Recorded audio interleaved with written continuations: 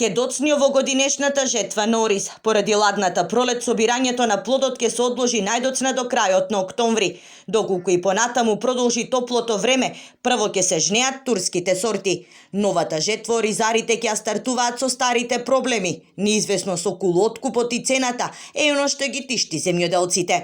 Има да падне, ке лут, ке нема леп да купат, не да живеат.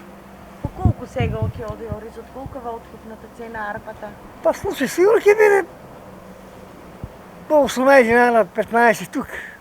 Она ќе биде 30-40, ја не знам да кај повеќе. Поради сушата во споредба со лани година во оризот е намален за 1/3. Се очекува род од 500 до 600 килограми од декар.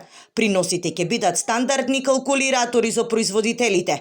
Поради ниските цени, дел од минатогодишната реколта земјоделците се уште ја чуваат по амбарите. А откупот се тешко убива, некако нема потрошња. Сите викат дека се пуни за откуп.